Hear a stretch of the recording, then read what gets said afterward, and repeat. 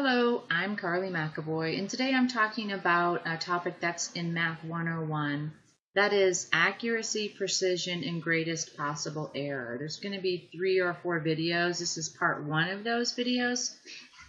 First of all, let's just talk about exact numbers. Exact numbers are the counting numbers. We can also call those natural numbers, but 1, 2, 3, 4, 5, 6, 7. These numbers have their uses. For instance, if we want to count the number of cars in a parking lot or the number of students in a classroom, we could say exactly 72 or 30.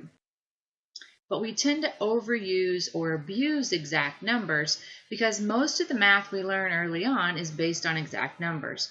So early on we use them, and so we think, well, most of the time we have exact numbers, but most things are not exact numbers, but are actually approximations. All measurements are approximations. Consider the shape below. Let's see if we can see the shape. There it is.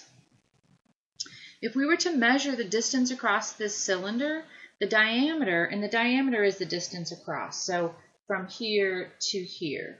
If we were to measure that using a ruler that only had inches, we would say it's 3 inches across, because that would be as exact as we could get.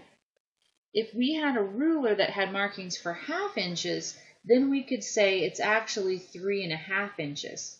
Okay, so if it was just inches, we'd have to say just 3. If it was ½ inches, we could say 3½ If we had markings for 1/16 up to an inch, which is a typical tape measure, then the diameter would be 3 7/16 inches long, which is a little less than 1/2, right? So doesn't it stand to reason that the length of the diameter is only as accurate as the tools we are using to measure it? They are all approximations. If we say 3 inches, that's an approximation. If we say 3½ that's another, more accurate, but still an approximation. If we say 3 7/16, that's an approximation, because if we tried something that went out to the 64ths, we'd find something maybe 31/64 or something more accurate. So it always are approximating, and we're always only as accurate as the tool that we're using. So you want to use accurate tools if that's important.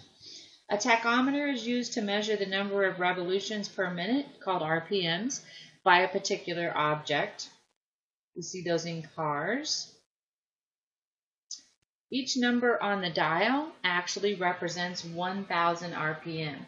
And how do I know that? Well, look in the center of the dial, and you'll see times 1,000. So if you have 1, that's 1 times 1,000.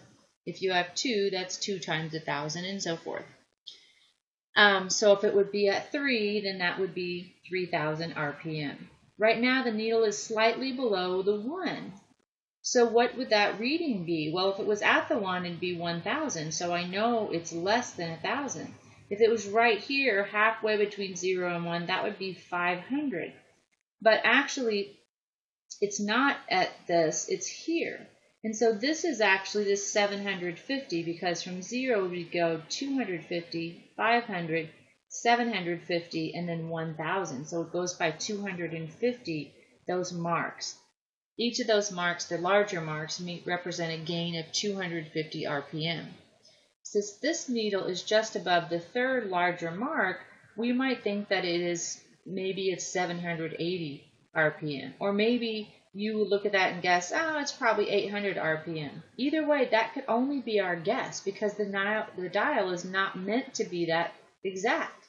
If we were just using this dial correctly, we would have to say the reading is 750 RPM.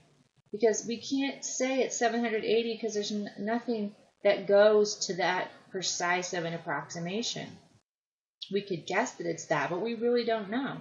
Once again, our approximation can only be as accurate as the instrument we are using.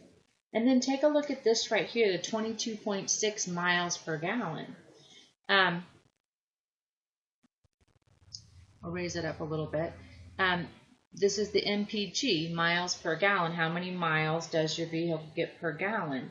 Well, this is the number of miles you can drive for each gallon of gas. And the one shown in this picture is 22.6. Is that an exact number or an approximation?